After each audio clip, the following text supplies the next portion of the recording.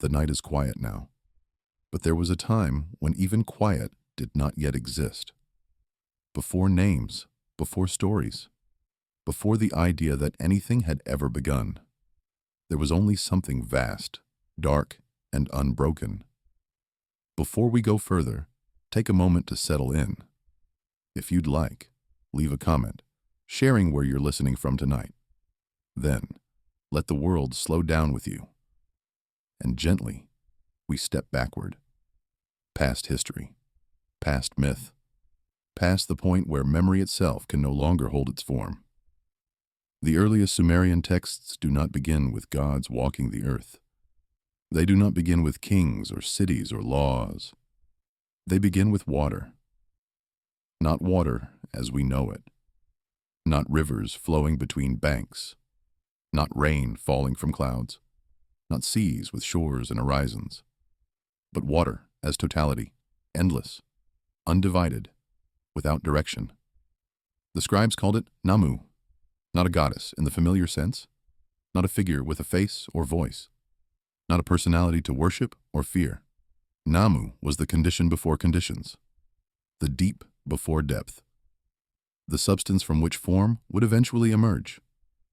To the Sumerians, water was never passive. It was not background. It was origin.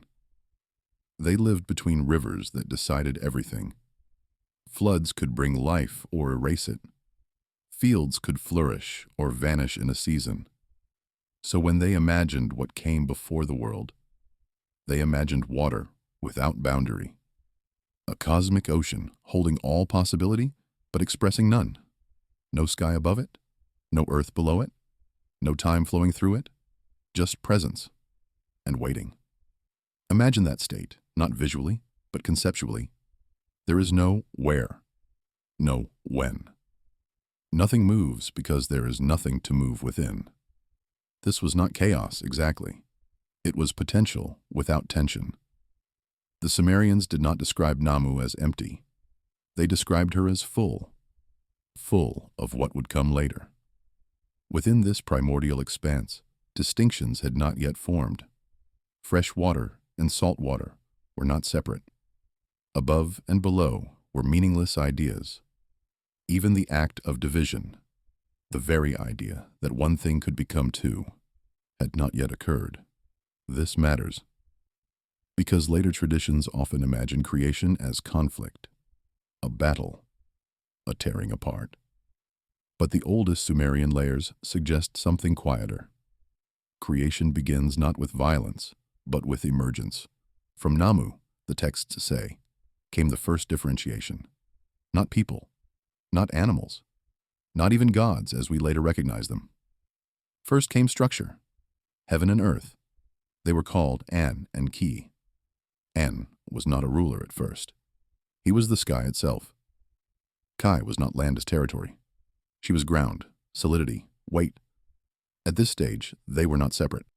They existed locked together. Heaven pressed against earth pressed against heaven. No space between, no air, no breath. Nothing could live here. The universe existed, but it had no room to move. Everything was compressed into unity, potential trapped inside itself. This image appears again and again in Sumerian thought.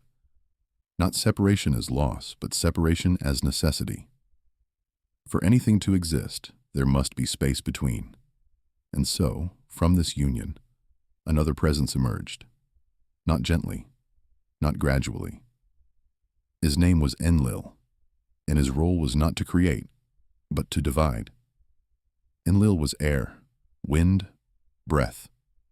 He did not belong fully to heaven or earth. He belonged to the between. The texts describe his actions simply. He lifted An away from Kai. Sky rose upward. Earth settled downward. And in that space, that thin, invisible gap, the world as we know it became possible.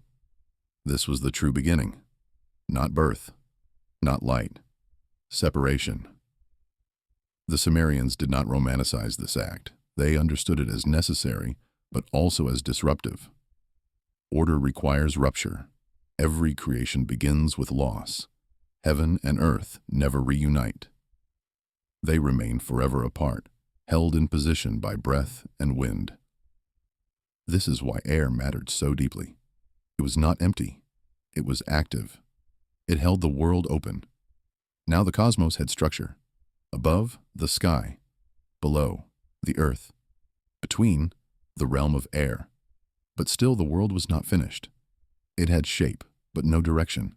Power without governance. And so, other forces emerged. Some represented cycles. Others represented light. Time began to take rhythm. The moon marked months. The sun marked days. Shadows learned how to move. But beneath everything, beneath Earth itself, the waters remained. This lower realm was called the Abzu, not an underworld of the dead, not punishment, but fresh water beneath the soil, the source of springs, the reason crops grew. It was believed that all land floated upon it, that if the earth cracked, water would return and reclaim everything. This was not metaphor. It matched experience. Dig deep enough in Mesopotamia, and you found water. Always. The god most closely associated with this realm was Enki. He was not a ruler, in the way later gods would be. He was a custodian. Wisdom, craft, understanding. He lived at the boundary where water met land, and from this position, he observed what emerged. The Sumerians imagined creation not as finished, but as managed. The world required constant adjustment. Nothing ran automatically. Everything needed oversight. This is why the gods were not distant. They were administrators. At this stage, and this is crucial, humanity did not yet exist. Neither did the Anunnaki. The Sumerian universe begins without us. It does not build toward us. We arrive later, much later. First, the framework had to hold. Time passed, but not as we experience it. The texts speak of an age before time was measured, an age before calendars mattered. Existence unfolded without urgency. Only when order stabilized did narrative begin. Only then could memory take shape. Only then could something be recorded. The earliest scribes looked backward into this silence and tried to give it language. Not because they thought they understood it, but because they knew everything rested on it. This is why the opening lines feel distant, why the gods seem abstract, why no human drama appears. We are not yet part of the story, and the Sumerians were comfortable with that. They did not rush to center themselves. They waited. Because in their understanding, the world existed long before it cared about us. We will move closer soon, toward cities, toward kings, toward voices. But first, we remain here, in the deep, in the space where nothing has failed yet, where order is young, where memory has not learned to break, and the waters are still holding everything together. The separation held. That alone was an achievement. Sky remained lifted. Earth remained grounded. Air continued to move between them, unseen but essential. Nothing collapsed back into the waters. For the Sumerians, this stability was never guaranteed. It was earned, and always temporary. Once space existed, existence could begin to function. Not flourish yet, not thrive, function. And function, in Sumerian thought, mattered more than perfection. With heaven above and earth below, patterns began to appear. Light crossed the sky. Darkness followed. The moon returned again and again to the same place. The sun rose, crossed and vanished, only to return. Time was not invented. It was noticed. And once noticed, it could be tracked. This is when the cosmos became readable. Not understandable, but legible. The Sumerians believed the universe left marks, not messages, marks. Cycles were the first script. In this early order, the gods were not yet personalities. They were roles. functions that held reality together. The moon regulated months because crops depended on rhythm. The sun enforced justice because light revealed truth. These associations were not poetic. They were practical. If the sun showed everything, then nothing could hide from it. If the moon returned predictably, then time could be trusted. The gods were explanations for reliability. Below the surface, the Abzu remained, quiet, pressing upward. It did not act, it waited. Fresh water was sacred because it arrived from nowhere visible. A spring appeared where none existed before. Water came up through the ground like memory resurfacing. The Sumerians understood this as connection. The deep was not gone. It was restrained. This is why Enki mattered. He was not above everything. He was within it. He moved between layers, between water and land, between thought and craft, between divine intention and material reality. He did not command storms. He solved problems. When balance wavered, he adjusted. When systems failed, he intervened. This made him dangerous, because solutions often disrupt authority. Still, humanity had not yet entered the picture. The world existed, but it was incomplete. Not because it lacked beauty, but because it lacked labor. The Sumerian universe did not run itself. Canals had to be dug. Fields had to be shaped. Boundaries had to be maintained. And the gods, for all their power, did not want to do this work. This is a detail modern readers often miss. The Sumerian gods were not omnipotent creators. They were administrators who tired. Work existed before humans. The gods performed it first. They lifted earth. They carved rivers. They stabilized foundations. And they complained. The earliest myths describe divine exhaustion, not rebellion, not evil, fatigue. The junior gods labored endlessly, digging channels through the land, maintaining the flow of water, keeping the world from slipping back into chaos. They were not honored. They were burdened. And eventually, they resisted. Not through violence, but through refusal. They stopped working. And the system trembled. This moment is critical, because it reveals something uncomfortable. The universe, as the Sumerians imagined it, could fail due to burnout. Not sin, not war, exhaustion. Order was fragile because effort was required to maintain it. The senior gods gathered, not to punish, but to problem solve. And this is where humanity enters the story. Not as a triumph, not as a blessing, but as a solution. Humans were created because someone needed to work. This is not metaphorical. The texts are explicit. Labor was the problem. Humans were the answer. They were shaped from clay, from material taken near the Abzu, mixed with something divine, not to elevate them, but to enable them. They needed intelligence to follow instructions. They needed endurance to survive toil. They needed mortality to remain controllable. This is the moment when purpose enters existence, and it is not flattering. Humanity was not made to rule, not to explore, not to transcend. Humans were made to maintain, to dig, to plant, to build, to free the gods from exhaustion. The Sumerians did not hide this. They did not soften it. They did not pretend humans were central. They accepted utility as destiny, and yet, they did not see this as degrading, because maintenance was sacred. If humans kept order functioning, they participated in creation itself. Once humans existed, the gods could withdraw. Not entirely, but enough. They shifted from laborers to overseers, from builders to judges, from direct action to decree. This transition matters, because now authority replaces effort, and authority introduces hierarchy. The world was no longer simply structured. It was governed. and governance required rules, decisions, limits. This is where fate begins. The Sumerians believed fate was not destiny in the modern sense. It was assignment.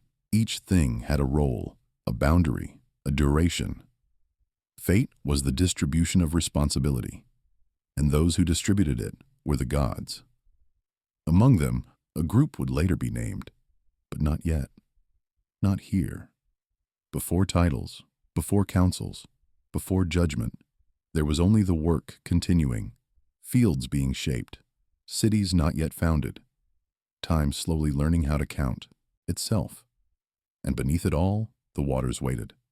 Because they always do. We are still early, still before kings, still before memory becomes crowded, still before names multiply. But the direction is set. Order has begun to breathe. And breath, once drawn, must be maintained. Quietly at first. The world did not announce its next phase. It rarely does.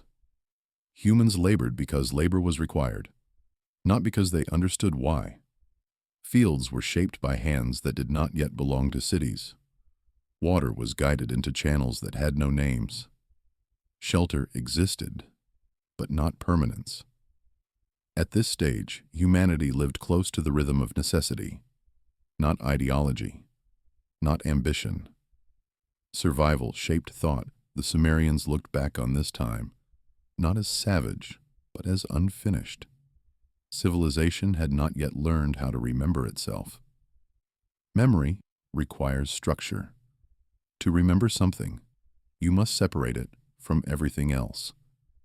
Before cities, there was no separation. Life blended, one season into the next, one generation into the next. Without walls, time stayed soft. This softness is important because later, when the Sumerians described antediluvian time, they described it as long, impossibly long, not because they misunderstood numbers, but because time itself had not yet been divided. Duration, without measurement, feels endless. A day uncounted does not end. A year without markers does not accumulate. This is how the Sumerians understood the earliest age. Not infinite, but unbounded. Before calendars hardened time into units, existence flowed. The gods observed this, and they saw a problem.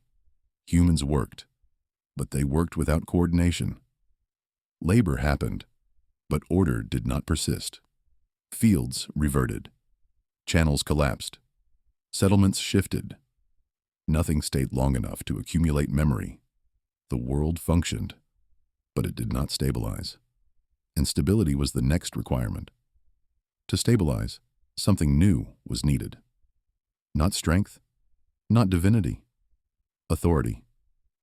The Sumerians believed authority did not emerge naturally. It had to be imposed.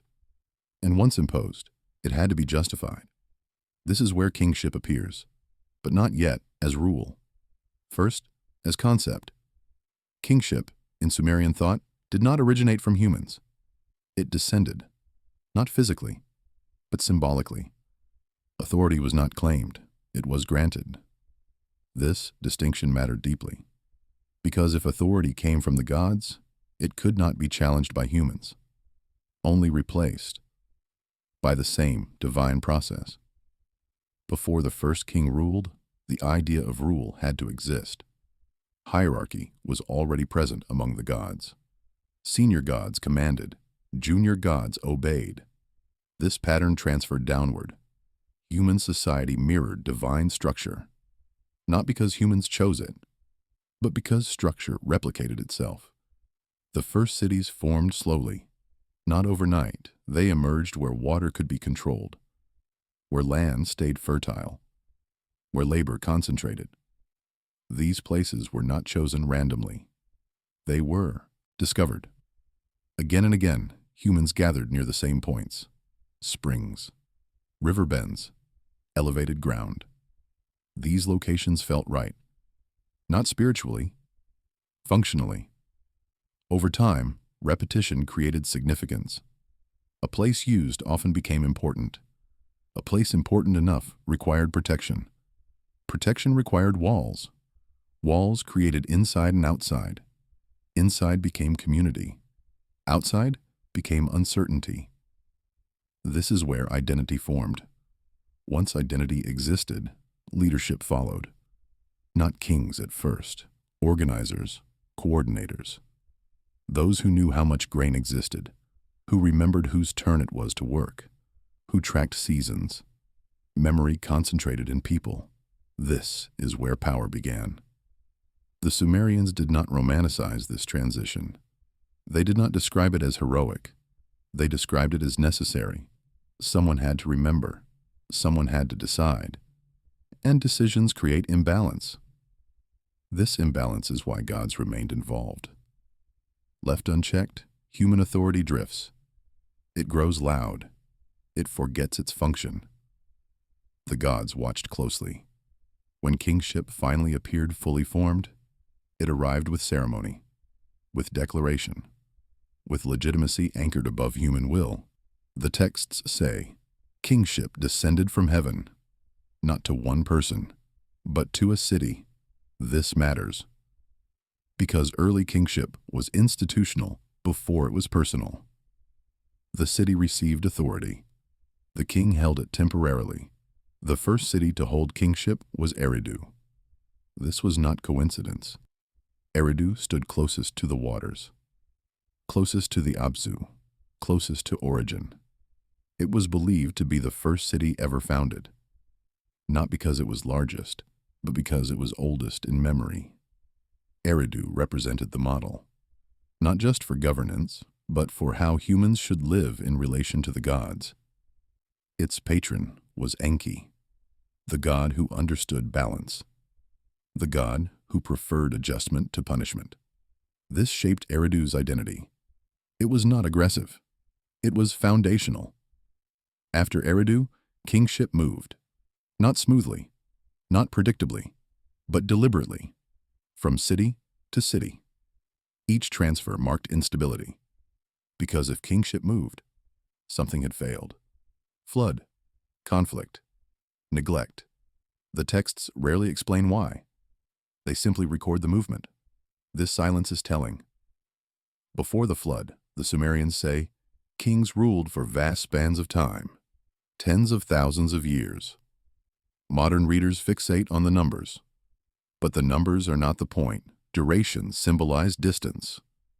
The antediluvian kings lived closer to the gods, closer to origin. Time moved differently there. These kings were not remembered as tyrants. They were remembered as anchors. Their reigns were long because order held, not because they were immortal, but because instability had not yet arrived. Only later would that change. Only later would noise become a problem. Only later would humanity multiply beyond balance. For now, the system functioned. Work was done. Authority existed. The gods rested more. And the world, for a time, remained intact. But beneath it all, beneath every wall and canal, the waters remained. Patient. Waiting. Because order is not permanent. It is maintained. And maintenance always fails eventually. We are still before catastrophe. Still before judgment. Still before the names that modern ears recognize. But the conditions are forming. Slowly. Quietly.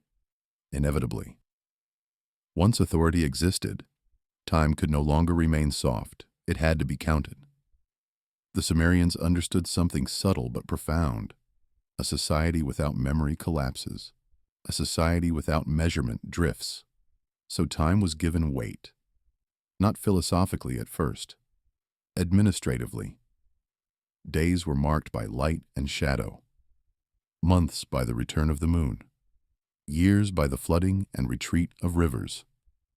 These were not abstractions. They were tools. If grain was planted too early, it failed. If canals were cleaned too late, they clogged. If offerings were missed, imbalance followed. Time became responsibility. This is when recording began. not storytelling, accounting. Clay tablets did not preserve myth at first. They preserved numbers. How much barley? How many sheep? Who owed labor? Writing did not emerge from poetry. It emerged from pressure. Too many transactions to remember. Too many obligations to track. Too many cycles overlapping. The act of pressing marks into clay changed everything. For the first time, memory existed outside the human body. It could not forget. It could not reinterpret. It simply remained. This frightened the gods and reassured them, because now order could persist beyond a single lifespan. But permanence introduces rigidity. Once something is written, it resists change. Custom becomes law. Law becomes expectation. Expectation becomes fate. This is how destiny hardened. The Sumerians did not imagine fate as prophecy. They imagined it as consequence. If canals are neglected, fields dry. If fields dry, famine follows. If famine spreads, cities weaken. Fate was sequence, not mystery. The gods who oversaw fate were not creators. They were judges. They determined when a sequence had gone too far, when correction was required. This is where the divine council forms, not to plan the future, but to respond to imbalance. As human populations grew, something shifted. Noise increased. Not just sound, activity, smoke from hearths, footsteps on streets, constant movement. The gods were not offended. They were disturbed. The world had become busy. In Sumerian thought, stillness was sacred. Silence meant stability. Endless activity signaled loss of restraint. Humans multiplied faster than systems could absorb them. Fields were overworked, canals strained, offerings continued, but attention faltered. Ritual became habit. Habit became neglect. The gods noticed, especially Enlil, the god of air, the one who held the world apart. Noise traveled through his domain. Every shout, every hammer strike, every restless night. The earth no longer slept. Neither could he. This is where judgment entered. Not sudden, not angry, measured. The gods gathered, not to destroy, but to restore balance. They had done this before. Floods were not new. They were tools. Water erased excess, returned the world to baseline. The Abzu did not hate humanity. It simply reclaimed. But this time was different. Humanity had accumulated memory. Cities were heavy. Destruction would not be localized. It would be complete. One god objected. Enki. He understood systems. He understood consequences. Destroying humans solved one problem. It created another. Who would maintain order? Who would work the fields? Who would feed the gods? This tension defines everything that follows. Mercy versus stability, correction versus annihilation. The gods did not agree. And when gods disagree, the world trembles. What comes next is not sudden. It is debated, planned, and carried out with restraint. Even catastrophe follows rules. We are approaching the boundary between ages, between memory and reset, between accumulation and erasure. The flood has not arrived yet, but its conditions are already in place. The assembly gathered without ceremony. There was no trumpet, no declaration. The gods did not need spectacle. They needed resolution. The world had reached a point where adjustment was no longer sufficient. Small corrections had failed. Local floods, poor harvests, diseases that thinned populations. Each intervention worked, briefly. Then the noise returned. In Sumerian thought, excess was the enemy of order. Not evil, not defiance. Excess. Too many people drawing from the same systems? Too many voices moving through the same air. The world had become dense. Pressure built, and pressure, if not released, breaks structure. Enlil spoke first, not angrily, firmly. The earth could not continue as it was. The balance between gods and humans had tilted too far. Humanity no longer merely maintained order, it overwhelmed it. Others agreed, some reluctantly, some with silence. Silence counted as consent. Enki did not argue at first. He listened. He understood the logic. He also understood the cost. Erase humanity, and the gods would inherit the labor again. Order would return. Briefly. Then exhaustion. Then another crisis. Enki proposed alternatives, limits, controls, measures. But limitation required enforcement. Enforcement required attention. And attention was already stretched thin. The decision hardened. Not all gods supported it fully, but enough did.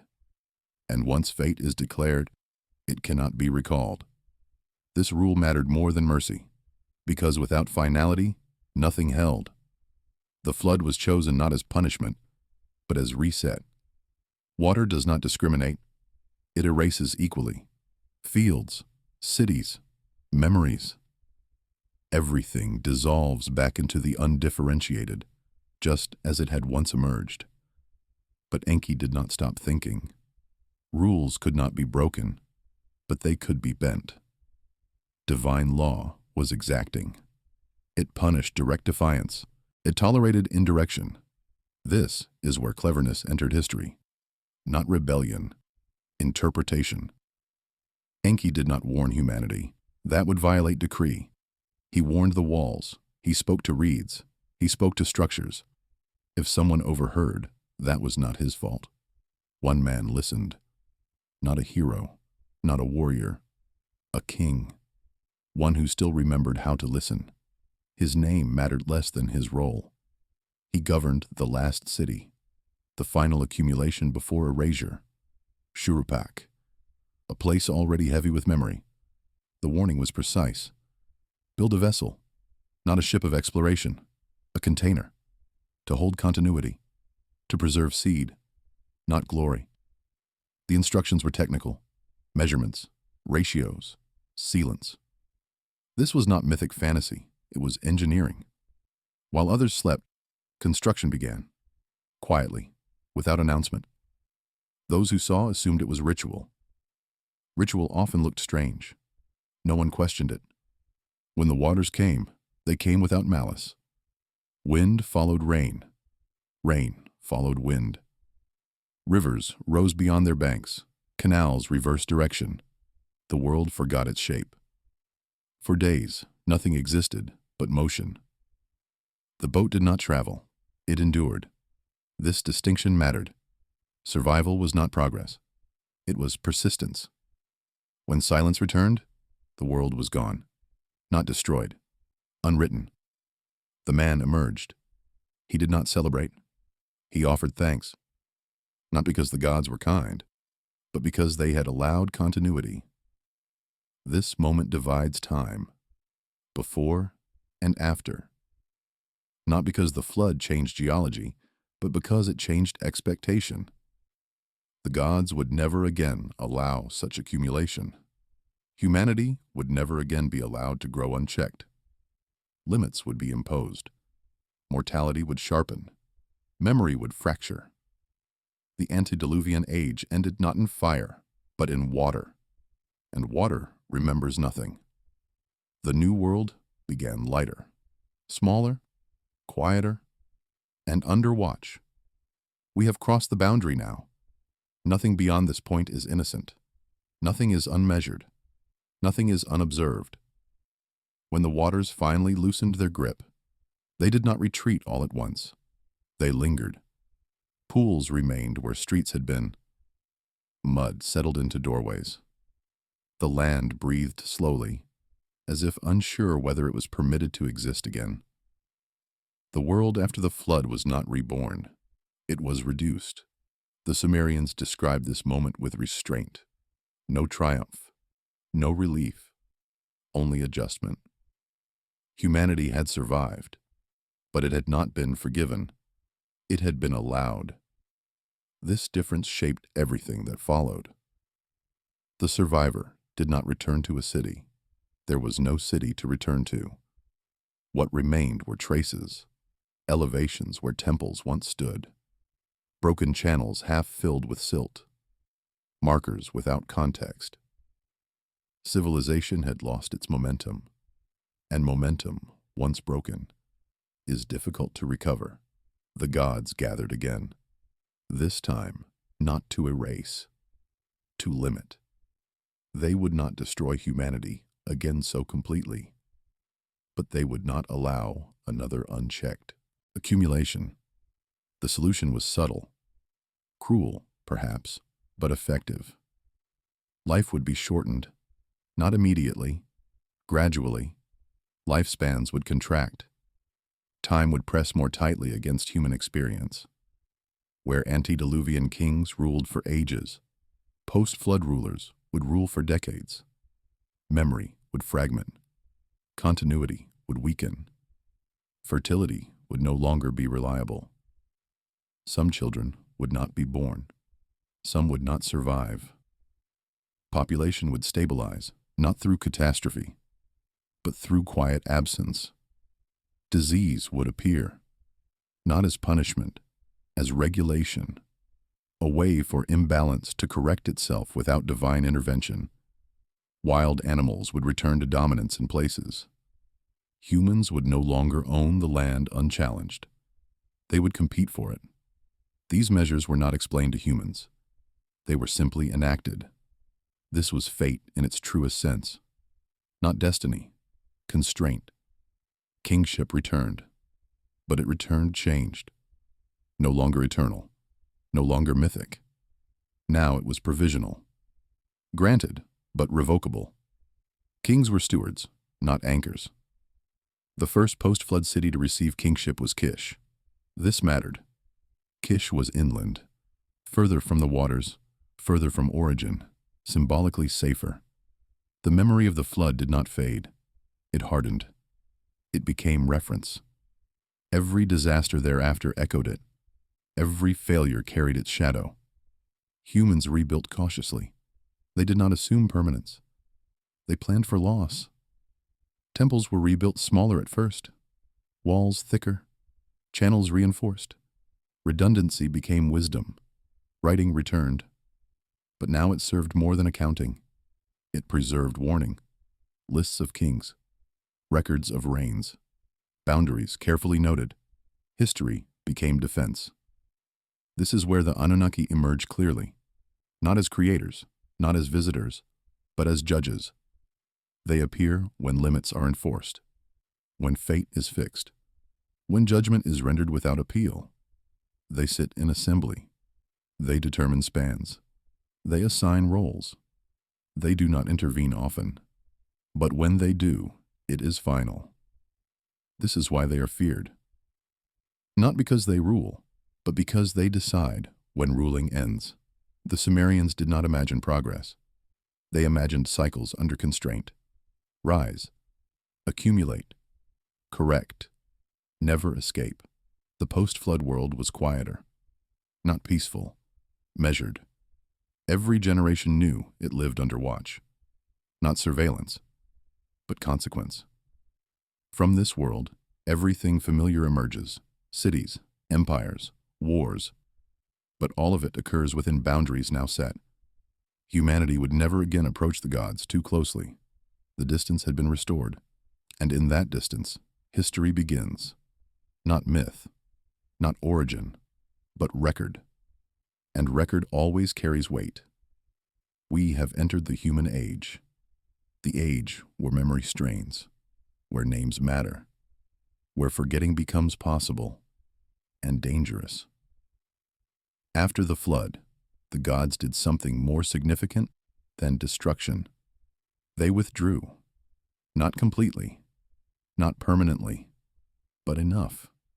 The age of direct involvement was over. The world no longer required constant divine adjustment. It required boundaries, and boundaries function best when they are invisible. The gods remained present through systems, not actions, through cycles, through limits, through consequences. They stopped fixing mistakes as they occurred. They allowed mistakes to accumulate. This was intentional, because a world corrected too often never learns its shape. Humans noticed the change, not immediately. At first, it felt like freedom. The gods spoke less. Omens were quieter, interventions rarer. Human decision carried more weight, but weight brings strain. Without constant correction, error compounds. A canal dug incorrectly, one season becomes a flooded field the next. A poor decision multiplies. Responsibility increases. This is where law emerges. Not divine law, human law, codified expectation, written limits. The gods approved of this. Because law externalized order. It reduced the need for intervention. Kingship transformed again. Kings no longer ruled by proximity to the gods. They ruled by procedure. Ritual replaced presence. Law replaced instruction. Authority became symbolic. The temple changed too. It was no longer the site of creation. It became the site of maintenance. Offerings continued not to appease gods, but to keep systems aligned. The Anunnaki's role solidified here. They became distant figures, referenced rarely, invoked solemnly. They were no longer actors in daily myth. They were endpoints. This is how the Sumerians understood justice. Not fairness, finality. Once fate was spoken, it held. Appeals were pointless. Negotiation ended. This terrified later cultures. But to the Sumerians, it was stabilizing. A world where outcomes could be revised endlessly was a world without structure. The afterlife reflected this logic. No reward, no punishment, just continuation in shadow, because judgment had already occurred in life. Memory now carried risk. Too much remembering encouraged pride. Too little invited collapse. Balance was fragile. This is why kings' lists mattered, not to glorify rulers, but to remind humanity how easily order moved on. Cities rose, cities fell. Kingship transferred. Nothing stayed. Even the gods adjusted. Later generations softened them, gave them personalities, stories. But beneath those stories remained something colder, a system. The Sumerians did not ask whether the gods loved humanity. They asked whether the gods allowed it, and allowance could be withdrawn. This understanding shaped everything: architecture, politics, religion, even sleep. To rest was to trust that the world would still exist when you woke. Trust had to be earned. We are nearing the final layer now, the part where myth thins into philosophy, where explanation gives way to acceptance. One more descent remains, before the drift. After the flood, the gods did something more significant than destruction. They withdrew, not completely, not permanently, but enough. The age of direct involvement was over. The world no longer required constant divine adjustment. It required boundaries, and boundaries function best when they are invisible. The gods remained present through systems, not actions, through cycles, through limits, through consequences. They stopped fixing mistakes as they occurred. They allowed mistakes to accumulate. This was intentional, because a world corrected too often never learns its shape. Humans noticed the change. Not immediately. At first it felt like freedom. The gods spoke less. Omens were quieter. Interventions rarer. Human decision carried more weight. But weight brings strain. Without constant correction, error compounds. A canal dug incorrectly one season becomes a flooded field the next. A poor decision multiplies. Responsibility increases. This is where law emerges. Not divine law, human law, codified expectation, written limits. The gods approved of this, because law externalized order. It reduced the need for intervention. Kingship transformed again. Kings no longer ruled by proximity to the gods. They ruled by procedure. Ritual replaced presence. Law replaced instruction. Authority became symbolic. The temple changed too. It was no longer the site of creation. It became the site of maintenance. Offerings continued not to appease gods, but to keep systems aligned. The Anunnaki's role solidified here. They became distant figures, referenced rarely, invoked solemnly. They were no longer actors in daily myth. They were endpoints. This is how the Sumerians understood justice. Not fairness, finality. Once fate was spoken, it held. Appeals were pointless. Negotiation ended. This terrified later cultures. But to the Sumerians, it was stabilizing. A world where outcomes could be revised endlessly was a world without structure. The afterlife reflected this logic. No reward, no punishment, just continuation in shadow.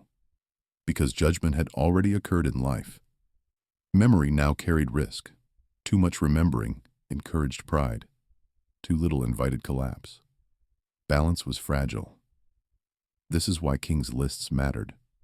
Not to glorify rulers, but to remind humanity how easily order moved on. Cities rose, cities fell, kingship transferred. Nothing stayed. Even the gods adjusted. Later generations softened them, gave them personalities, stories. But beneath those stories remained something colder, a system. The Sumerians did not ask whether the gods loved humanity. They asked whether the gods allowed it, and allowance could be withdrawn. This understanding shaped everything: architecture, politics, religion, even sleep. To rest was to trust that the world would still exist when you woke. Trust had to be earned. We are nearing the final layer now, the part where myth thins into philosophy, where explanation gives way to acceptance. One more descent remains, before the drift. At a certain point, movement stops being necessary. The Sumerians understood this instinctively. They did not expect the world to improve. They expected it to continue. Improvement implied direction. Direction implied destination. They did not believe existence had one. Once the system was established, once gods withdrew, once humans assumed responsibility, once limits were fixed, there was nothing left to build toward, only something to maintain. This is where Sumerian thought becomes quiet, not empty, dense, full of repetition. Rituals repeated, not because they were exciting, but because they worked. Words repeated, because change introduced risk. Calendars repeated, because certainty mattered more than novelty. The same hymns were sung for centuries. The same offerings prepared in the same order. The same signs pressed into clay by hands trained to imitate older hands. Innovation was dangerous. Stability was sacred. Even gods resisted novelty. New gods were rarely introduced. Old ones were reinterpreted instead, because new forces required new adjustments. An adjustment always carried risk. The river continued, not symbolically, physically. It rose. It fell. It flooded. It retreated. Every year, predictably enough to trust, unpredictably enough to fear. This duality defined existence. Certainty never complete. Uncertainty never absolute. The gods occupied the space between. So did humans. Time now moved differently. Not in creation, in endurance. Years accumulated. Generations replaced one another. Names repeated. Occupations inherited. Children learned the same boundaries their parents had learned. Where to build, where not to build. When to plant, when to wait. When silence was required. Silence mattered more now. Noise had nearly ended the world once. The Sumerians never forgot that. Even celebration had limits. Even worship knew restraint. This is why their temples feel heavy. Thick walls, narrow passages, controlled light. The architecture itself enforced quiet. Inside these spaces, the gods were not addressed as friends. They were addressed as conditions, maintainers, witnesses, and slowly, without announcement, without event, the mythic age faded. Not vanished, compressed, folded into law, folded into routine, folded into memory. The Anunnaki receded further, their names spoken rarely, only in contexts of finality, death, judgment, fate. Life continued anyway, because it always does. This is where later cultures misunderstand the Sumerians. They search for climax, for revelation, for secret knowledge. They do not find it, because there is none. The Sumerians did not promise transcendence. They promised continuity. And continuity is quiet. We are now very far from beginnings, and very close to something else. Not an ending, a slowing. The narrative loosens its grip here. Sentences lengthen. Thoughts repeat. Meaning softens. This is intentional. Because when the world is stable, attention drifts. And drift is not failure. It is rest. We let the current carry us now. No resistance, no destination, just motion that does not demand focus. The Sumerians did not resist this drift. They allowed it. Because resisting drift required effort. And effort, when unnecessary, invited imbalance. Once the world had settled into repetition, attention could soften. Life no longer needed constant interpretation. It needed presence. This is where Sumerian thought becomes difficult to translate. Not because it is complex, but because it is unconcerned. Unconcerned with progress. Unconcerned with improvement. Unconcerned with final answers. They did not ask where history was going. They asked how long order could hold, and how gently it could be maintained. The river still flowed. The same bends. The same floods. Different hands clearing the same silt. Each generation did not innovate. It inherited. This inheritance was not romantic. It was heavy. You receive the world already burdened with decisions you did not make. Canals dug before your birth. Boundaries drawn long ago. Laws written by names already forgotten. You lived inside these choices. This shaped the Sumerian sense of self. Identity was not individual. It was positional. You were a worker, a scribe, a priest, a king. Your role mattered more than your will. Freedom existed, but only inside structure. Outside structure was flood, chaos, erasure. The gods approved of this arrangement because it required no constant supervision. When humans governed themselves according to inherited patterns, the cosmos remained quiet. Quiet meant success. Even death fit this logic. There was no judgment scene dramatized for the dead. No trial. No weighing. Judgment had already occurred in life, through consequence. Death was continuation, not resolution. The underworld was not feared because it was cruel. It was feared because it was final. No return. No revision. No appeal. The Anunnaki presided here, not as tyrants, as closure. They represented the point at which sequence ended. To the Sumerians, this was not injustice. It was containment. A system that never ended would expand until it broke. Death prevented that. Everything in their worldview served the same purpose. Limits everywhere. In birth, in life, in memory. Even writing obeyed this. Texts were copied carefully, not improved. Errors were corrected silently. Authorship did not matter. Accuracy did. A tablet survived if it stayed useful, if it recorded what needed recording, if it did not introduce confusion. This is why so much Sumerian literature feels repetitive. It was designed to be. Repetition stabilized, variation destabilized. As centuries passed, empires rose, not by escaping this system, but by managing it more efficiently. Centralization replaced local memory. Bureaucracy replaced ritual in many cases, but the core remained. Limits, maintenance, acceptance. The flood did not need repeating. The memory was enough. And slowly, almost imperceptibly, the focus shifted again. From gods to humans, not as heroes, as managers of land, of labor, of memory. The gods had stepped back, and humanity had stepped forward, not triumphantly, carefully. This is the final transformation, the one that feels most familiar, the one that still shapes the world.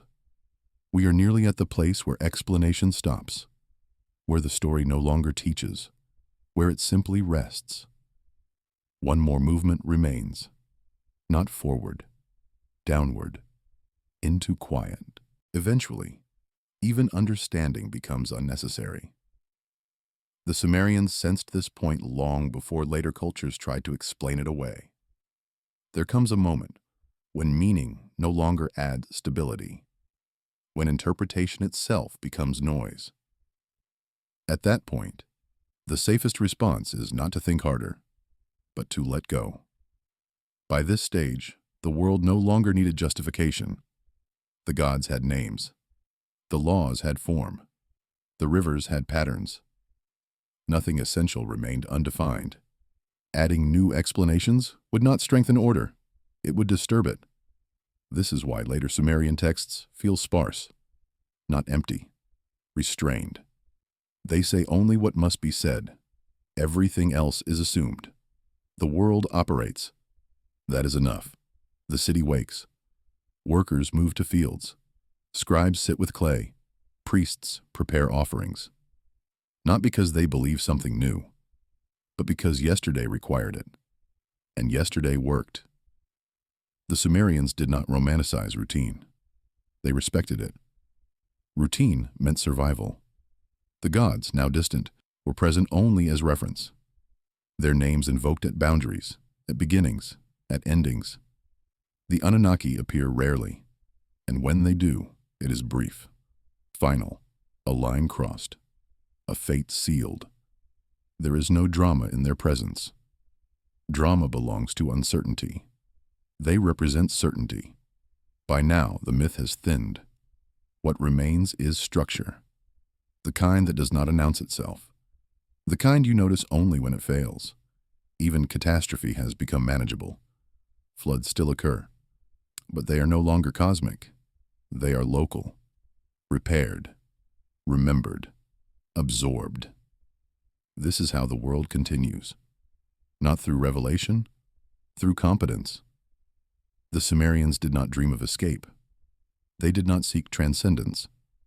They did not expect rescue. They focused on keeping things aligned. This worldview is difficult for modern minds. It offers no reward, no final justice, no upward arc. And yet, it works. For a long time, civilizations that followed inherited this framework. Even when they changed the language, even when they softened the gods, even when they promised salvation, beneath it all, the same logic endured.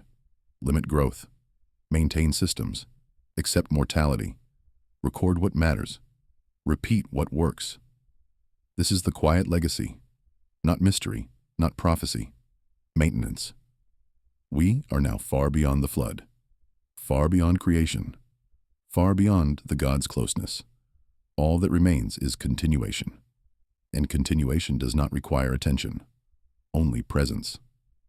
The river moves, the city sleeps, the clay dries. At some point, the story stops asking to be followed. It does not end. It does not resolve. It simply loosens its grip. The Sumerians did not design their worldview to be carried forever in the mind. They designed it to settle. Like silt at the bottom of a canal, like dust on a tablet left untouched. By now, nothing surprising remains. The gods have taken their distance. Humans have taken their place within limits. Time has become regular enough to ignore. This is not failure. This is success. A world that requires constant explanation is unstable. A world that can be lived without explanation has reached equilibrium. The Sumerians aimed for this, not consciously, but inevitably. Their myths do not conclude with revelation. They dissolve into routine, into seasons, into labor repeated by hands that no longer remember the first hands. Even memory thins, names shorten, stories compress. What once required long recitation becomes a phrase, then a reference, then silence. Silence is not absence here. It is completion. The river continues its work without witnesses. The walls stand without praise. The gods receive offerings without comment. Nothing demands interpretation. This is why the later world misunderstood the Sumerians. Later cultures wanted meaning. They wanted intention. They wanted a reason history was happening. The Sumerians did not provide one, because they did not believe history was happening. They believed it was repeating. Repetition does not need explanation, only endurance. And endurance, eventually, produces fatigue. Even in gods, even in stories. This is why the voice grows softer now, why the thoughts slow, why the need to know diminishes. The mind recognizes that nothing more is required. The clay has been shaped. The mark has been made. The tablet has dried. Whatever remains will remain. Whatever does not, will not. You are not meant to carry this further. It is not meant to be solved. It is meant to be left where it is. The city dims. The lamps go out one by one. The river reflects no light. There is no final warning. No last lesson. Only the quiet certainty that the world does not need to be understood to continue. And so, gently, the story releases you. Not because it is finished, but because it does not need you anymore. That matters. Beginnings create tension. Tension demands direction. This part has neither. The world is already in motion. It does not wait for attention. It does not adjust for witnesses. Somewhere, a canal is being cleared again. Not because it must be cleared, but because it was cleared yesterday, and the day before that. The hand doing the work does not think of origins. It thinks of pressure, of resistance, of the sound mud makes when it releases.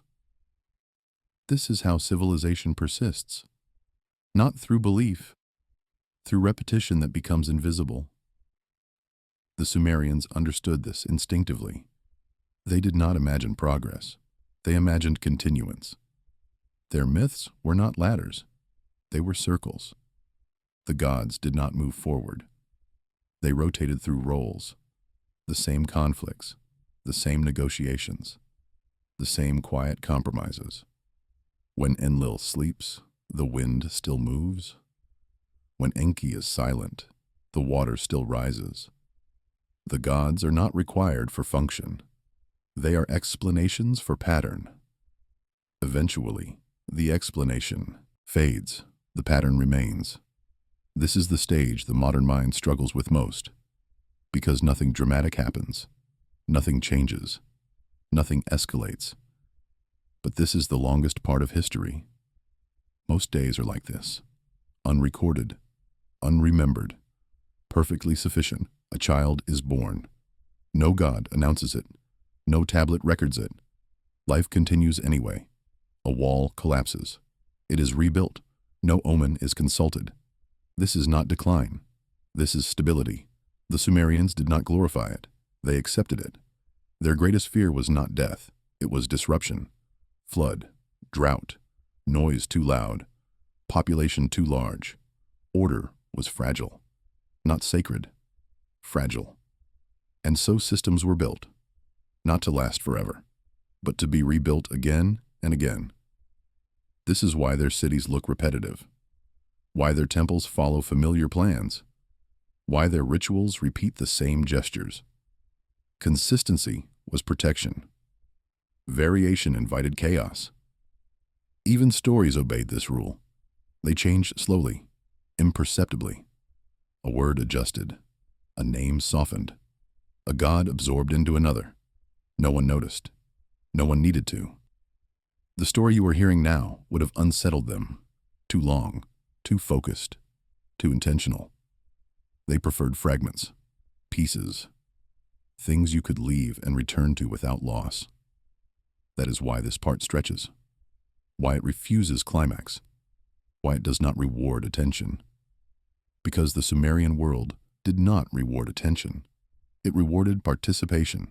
You worked, you ate, you slept, you repeated. Understanding was optional. Obedience was not. The gods did not ask to be loved. They asked to be acknowledged. Even that faded. Centuries passed. Languages shifted. Sumerian became liturgical, then archival, then silent. The canals still ran. The bricks still stacked. The stars still moved. Meaning was no longer assigned. It was inherited faintly, like a family habit no one remembers starting. And this is where drift truly begins, when explanation has fully dissolved, when only motion remains. The mind loosens. It no longer searches. It allows. The ancient world does not rise here. It recedes, and you are not following it. You are letting it pass. No conclusion approaches, only quiet extension. Time does not announce itself anymore. It moves without ceremony, without markers, without names. The calendar exists, but it is no longer consulted. Days blur into function. Function replaces memory. A priest recites words whose meaning he does not question, not because he is ignorant, because questioning is unnecessary. The sound is correct. That is enough. The offering is placed. The smoke rises. The god may notice, or may not. Either way, the ritual is complete. This is the quiet truth the tablets never spell out, but they assume it.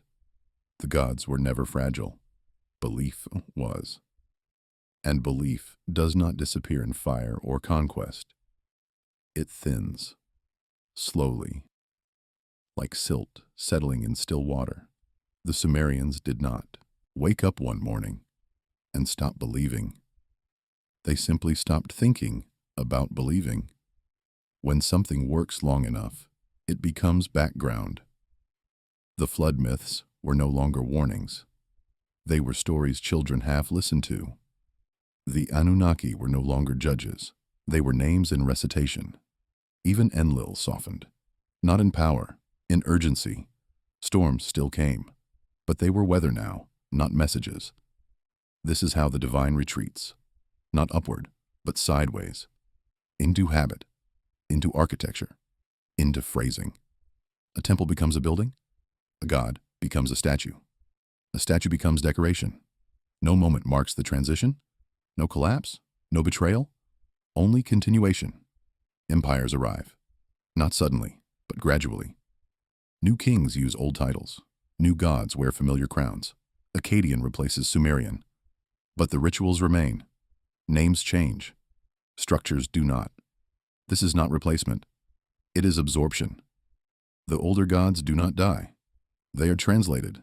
En becomes Anu. Inanna becomes Ishtar. Enki becomes Ea. The roles persist. The language shifts. This is why nothing truly ends here. Even conquest respects continuity. The tablets are recopied. Errors introduced. Corrections layered. Meaning bends. Never breaks. The people who press the wedges into clay do not imagine you. They imagine accuracy. They imagine order. The tablet does not care who reads it, only that it is correct. This indifference is important, because it is what allows survival. Civilizations collapse when meaning becomes precious. The Sumerians avoided that trap. They did not preserve truth. They preserved procedure. And procedure outlasts belief. Even now. Especially now. Your mind drifts because there is nothing to grasp. That is intentional. The ancient world does not invite engagement. It allows coexistence. You are not meant to extract insight. You are meant to pass alongside it. Like a river, like a shadow. Nothing concludes. Nothing resolves. The silence grows not because something is ending, but because nothing needs to speak anymore. Eventually, even curiosity rests, not because answers were found, but because asking becomes unnecessary. The Sumerian world did not reward curiosity. It rewarded alignment. To be aligned meant the river flooded when expected. The storehouses stayed full. The walls held. The sky behaved. Why this happened was secondary. That it happened was everything. This is difficult for the modern mind to accept. We are trained to search. They were trained to maintain. Maintenance does not feel dramatic, but it is what keeps worlds alive. The gods themselves were not explorers. They were administrators. They measured. They assigned. They corrected. Creation was not an explosion. It was a ledger. Even the flood reads this way when stripped of drama. Not a punishment, a reset. Too much noise, too much accumulation, too much imbalance. So the waters rise. Not in anger, in correction. And afterward, limits are installed. Mortality, shortened reigns, fewer exceptions. Stability replaces intimacy. The gods do not vanish. They formalize. Distance is not abandonment. It is regulation. From this point onward, nothing extraordinary is required. The world functions. Kings rise. Kings fall. The list continues. Each name shorter. Each reign smaller. Time accelerates only because memory compresses. The tablet does not mourn this. It records it. Sumerian thought never asked, "Where are we going?" It asked, "Are things still holding?" When they were, no further action was needed. This is why the end never arrives. Because endings imply purpose, and purpose implies urgency. The Sumerians did not live urgently. They lived cyclically. What mattered would return. What did not would disappear. No anxiety, no apocalypse. Just repetition thinning into tradition. The mind listening now begins to follow this pattern. Thoughts slow. Edges soften. Nothing presses forward. Nothing pulls back. The story has become environment. Like wind through reeds. Like water against stone. You do not listen anymore. You exist alongside. This is where the narrative rests. Not because it is finished, but because it has reached the state it was always moving toward. A state where it no longer needs to be heard. There is a point where even structure loosens, not collapses, just loosens enough to breathe. The tablets never describe this moment, but they imply it. After the gods assigned every role, after the cities received their patrons, after limits were set, there is a quiet that follows. Not silence, function. Fields grow without ceremony. Canals carry water without myth. Children are born without omen. The universe does not explain itself anymore. It simply repeats. This is the state the Sumerians trusted most. They did not need reassurance. Reassurance meant instability had already begun. The best sign was nothing happening. No divine arguments, no floods, no signs in the sky, just days passing. The mind wants something here, a revelation, a final truth, but the Sumerian worldview refuses to provide one because truth was not hidden. It was distributed, in grain, in stone, in habit. What mattered was not what came before, but what continues. This is why the Anunnaki fade, not erased, not denied, simply no longer required. They remain where they belong, below, judging what must end. Above, life proceeds. And now, even this observation becomes unnecessary. The story no longer advances.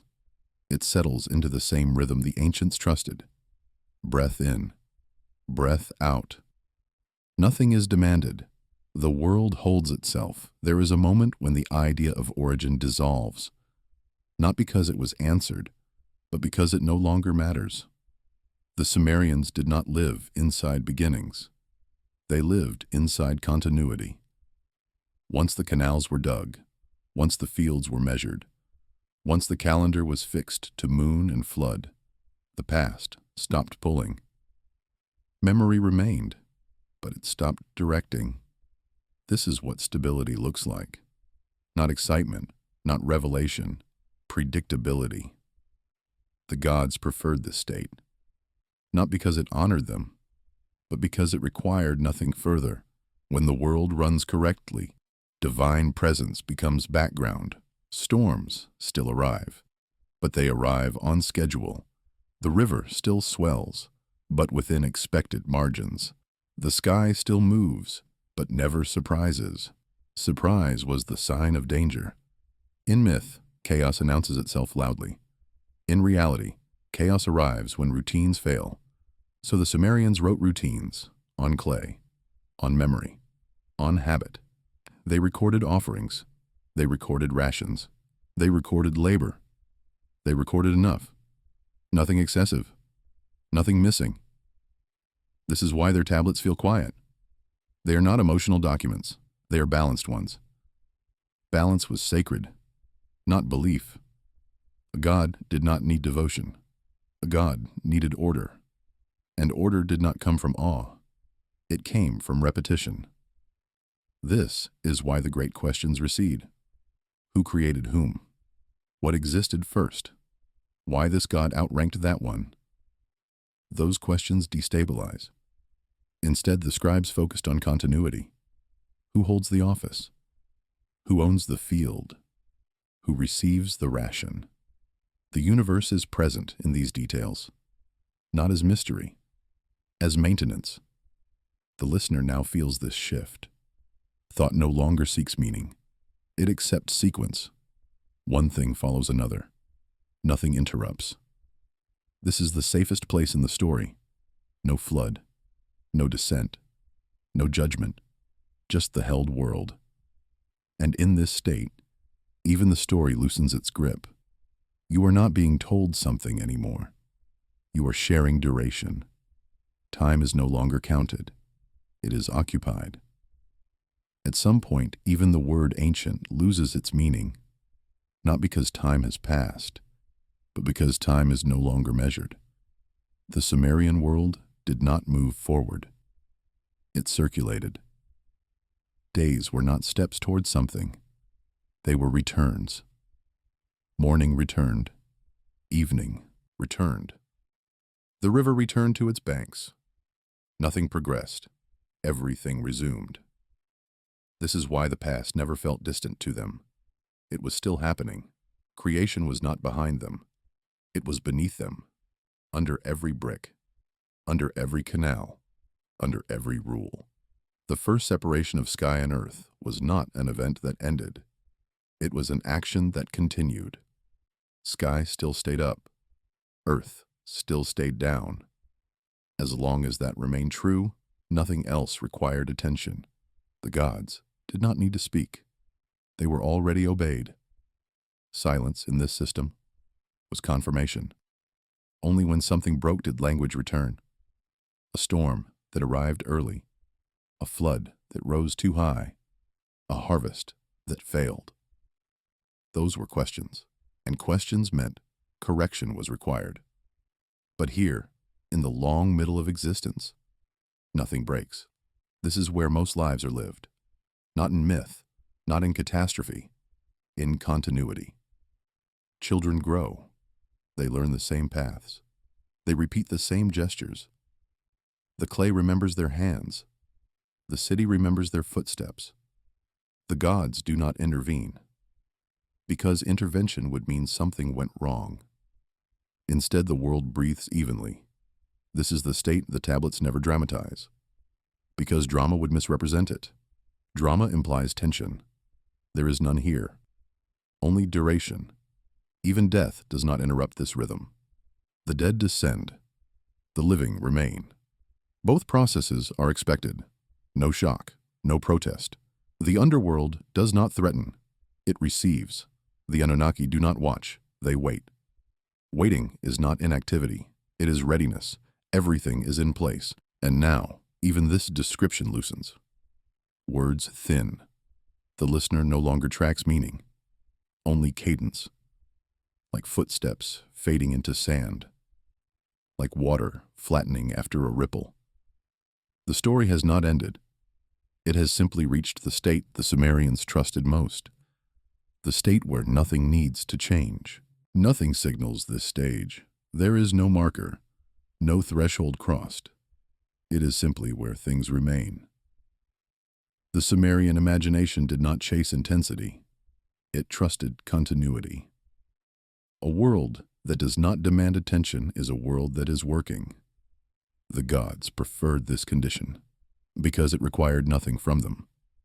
Intervention was labor. Distance was rest. So the divine presence thinned, not vanished, spread evenly across function, in water flow, in brick weight, in measured time. The sacred did not glow, it balanced. This is why there are no instructions for endings, no tablets describing what happens when everything is complete. Completion was never expected, only continuation. A city does not finish, it holds. A calendar does not conclude, it repeats. A life does not resolve, it passes on its shape. This was enough. The scribes knew this. They did not seek closure, they sought durability. Durability is quiet. It does not announce success. It simply continues to exist. The mind now mirrors this condition. Thought no longer advances. It hovers. Awareness remains, but effort fades. Nothing new needs to be absorbed. Nothing old needs to be remembered. The story has achieved its safest form, unremarkable, uninterrupted. This is where civilizations last longest. Not in brilliance, not in revelation, but in the long, unbroken middle where nothing needs to change. There is a wide space the records never name. Because it has no edge, it exists between what matters, between flood and drought, between birth and death, between decree and consequence. This space is where most living happens. The Sumerians did not ignore it. They relied on it. Rituals were spaced to protect it. Calendars were designed to preserve it. Too many festivals would exhaust it. Too few would destabilize it. Balance again. Always balance. Nothing extraordinary belongs here. Extraordinary things tear fabric. So the world remains modest. A morning looks like the one before. A task resembles yesterday's. Repetition is not boredom. It is reassurance. The gods do not interrupt reassurance. They intervene only when this space narrows, when days pile too tightly, when noise compresses, when limits are tested. Here, none of that happens. The interval holds. This is why the story's thin. Not because knowledge ends, but because knowledge no longer needs emphasis. The tablets grow simpler. Counts, dates, names. Nothing dramatic. Drama belongs to beginnings and breaks. This is neither. The mind now floats in the same interval, not anticipating, not recalling, simply remaining. Even the idea of length dissolves here. Minutes and hours feel the same. This is intentional. Time without pressure feels longer, and longer is safer. There are hours the tablets never distinguish. They do not separate them. They do not name them. These hours were not special. That was their value. The Sumerians understood that not every moment should matter. A moment that matters too much becomes unstable. So most time was left unmarked. Sunrise happened. Work followed. Rest arrived. No inscription needed. The gods did not require documentation for what functioned correctly. They noticed excess. They noticed absence. They ignored adequacy. Adequacy was success. This is why the longest periods leave the fewest traces. Archaeologists dig through centuries of calm to find a single broken layer. We remember collapse. We forget balance. But balance is what sustained everything else. The city did not grow taller. It grew familiar. Streets curved where they always had. Walls were repaired with the same bricks. Nothing new was introduced unless necessary. Innovation was not rejected. It was filtered. Only what preserved order remained. Everything else dissolved. This is why the past feels distant. Not because it vanished, but because it worked. The mind listening now enters the same unmarked hour. Thoughts loosen. There is no instruction to follow. Nothing is being built toward.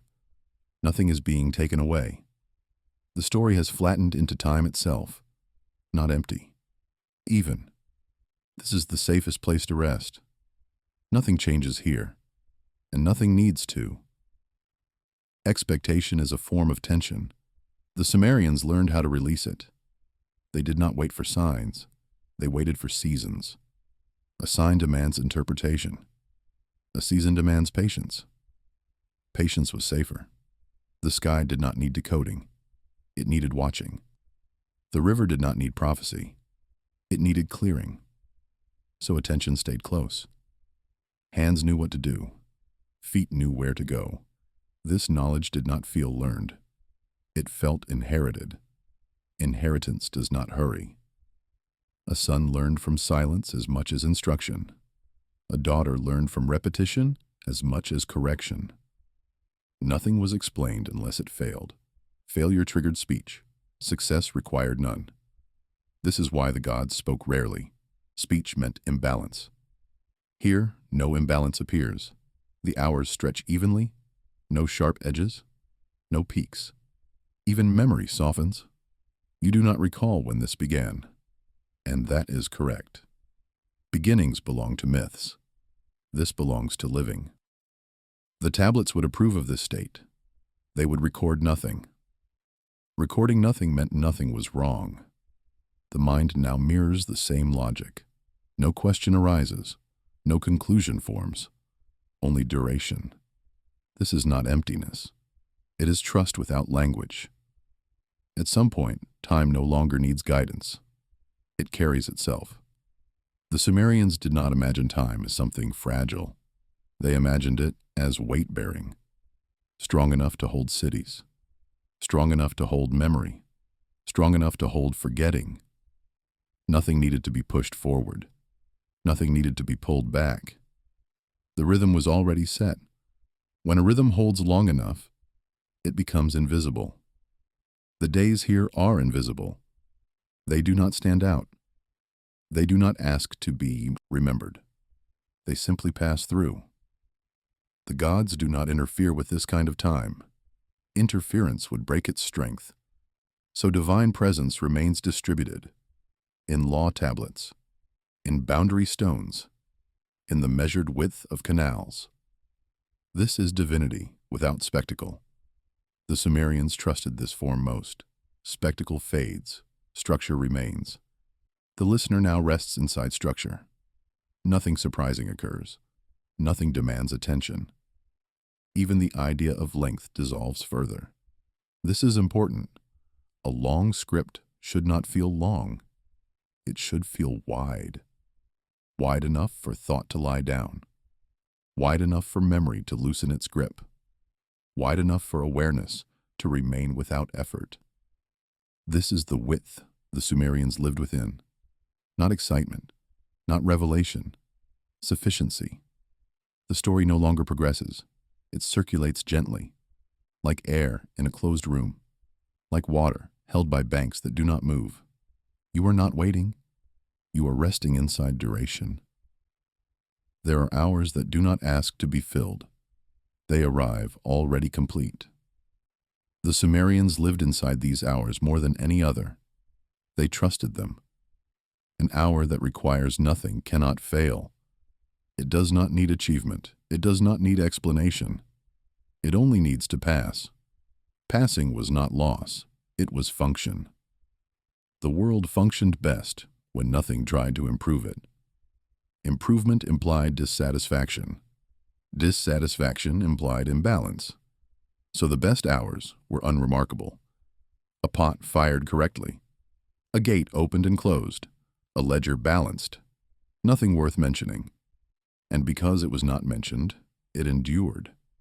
The tablets are full of silence. Not empty space, intentional absence. They do not tell us about the calm days, because calm days did not threaten memory. Disaster is loud. Stability whispers. Here, only whisper remains. The gods do not lean closer. They remain at distance. Distance is respect. Too much closeness risks interference. The Sumerians learned this early. After floods, after corrections, after limits were imposed, distance preserved order. So prayer softened, ritual simplified, nothing excessive, nothing dramatic. Even kings learned restraint. A king who ruled quietly ruled longest. A king who sought legacy invited disruption. Legacy was not carved, it was maintained. The listener now feels the same logic. Nothing needs to happen next. The mind stops preparing. Preparation implies future pressure. Here, pressure dissolves. This is where length accumulates without weight. Each moment adds time without adding demand. This is how the script grows. Not by events, by duration. And duration is the safest form of expansion. There is a kind of day the Sumerians never labeled. It did not earn a title. It did not mark a change. It simply existed. These days made up most of life. Not the days of founding, not the days of disaster, the days in between. The sun rose. The shadow moved. The sun lowered. Again, no omen followed. No record was required. A day without a name was a successful day. Naming was reserved for interruption. This is why the tablets feel selective. They are not incomplete. They are intentional. Only deviation was worth ink. The rest was trusted to continue. Trust was not optimism. It was evidence-based. The river had risen and fallen for generations. The sky had kept its distance. The earth had held weight. Why would today be different? The Sumerians did not imagine surprise as natural. They imagined continuity as natural. Surprise meant something had gone wrong. So nothing surprising happens here. A door opens, a door closes. Hands repeat.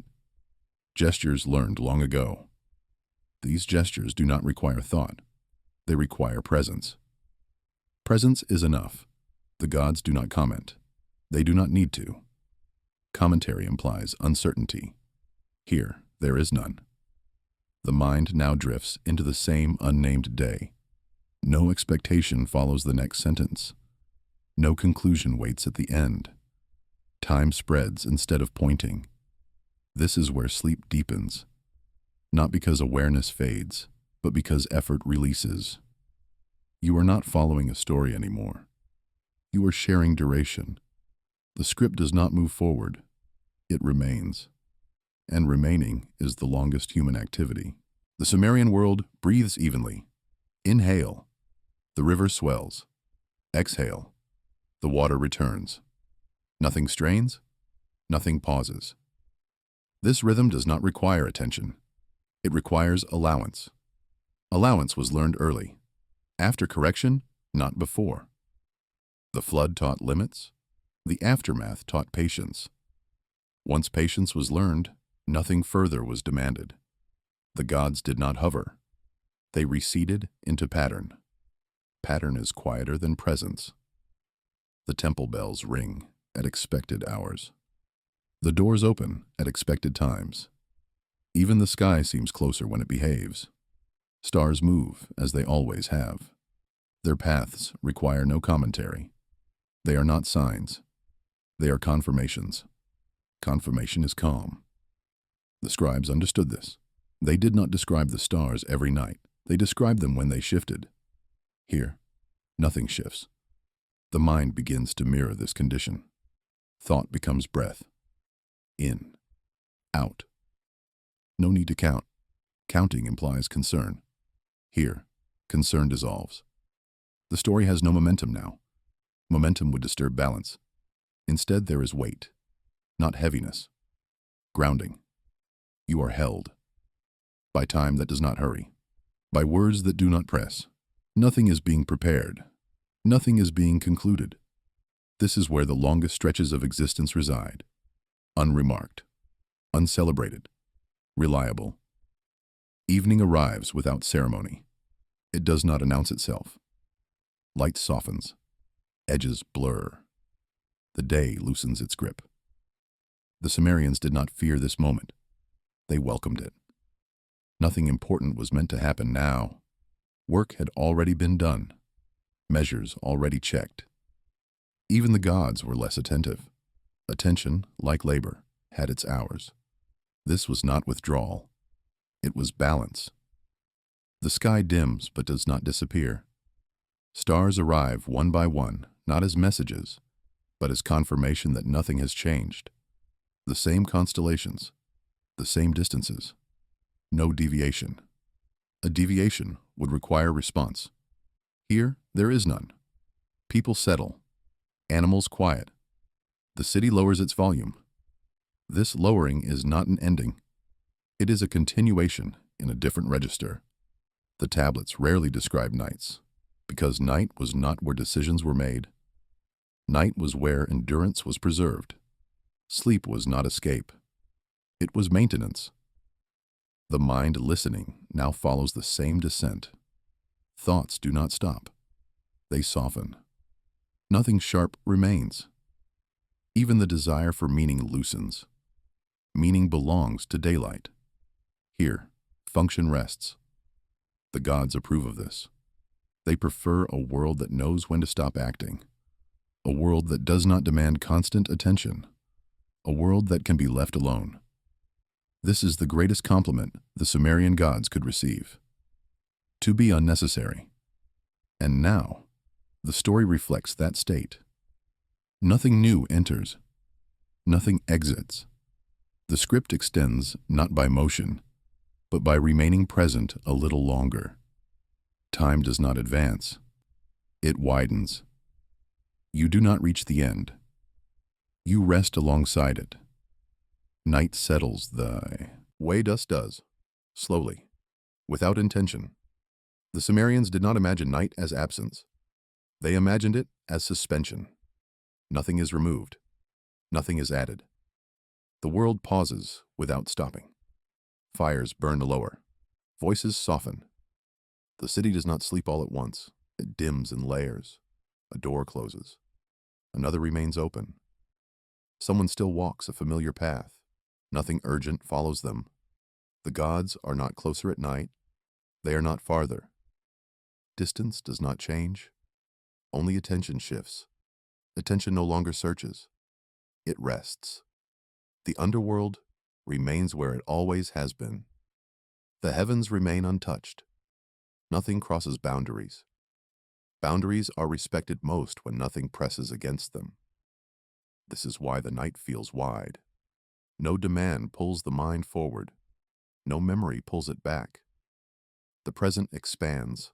Time stretches without strain. The listener no longer waits for the next sentence. The sentence arrives when it does. Words do not stack.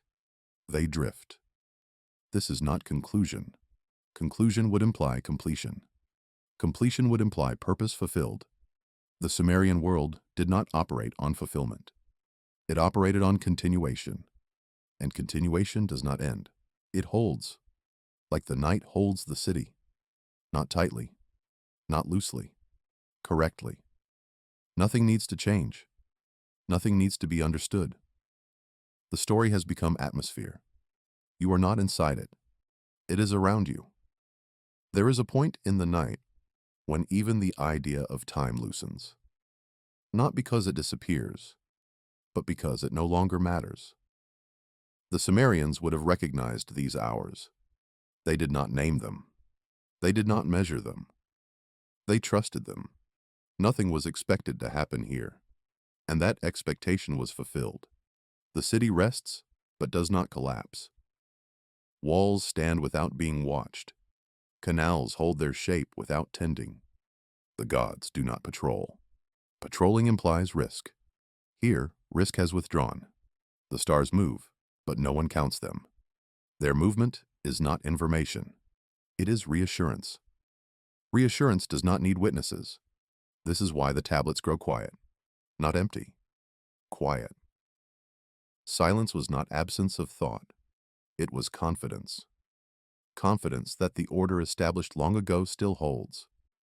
Confidence that tomorrow will resemble yesterday, closely enough to function. The listener now occupies the same stillness. Thoughts arrive slowly, leave without resistance. No single idea stays long enough to demand response. This is not distraction. It is release.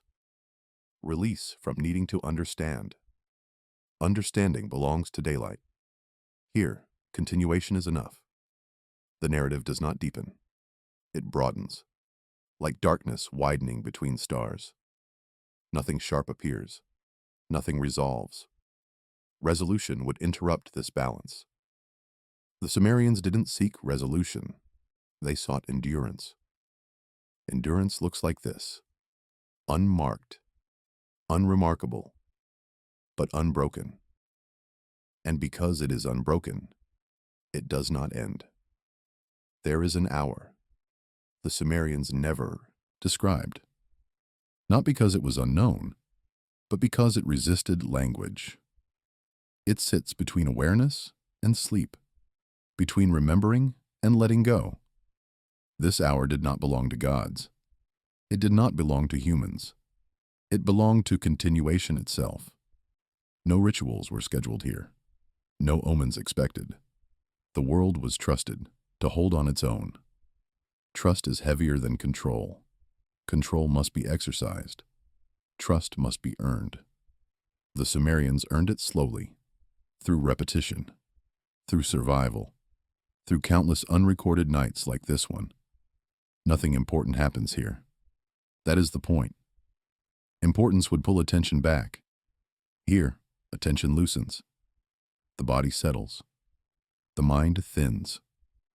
Thoughts arrive without urgency. They leave without explanation. This hour does not correct. It does not teach. It sustains. The gods remain where they always are, unmoved. Their distance does not feel cold. It feels reliable. A world that does not require constant oversight is a world that has learned balance. Balance does not announce itself. It persists quietly. The story has reached that same state. Not finished, not paused, held. Words no longer accumulate meaning. They accumulate time.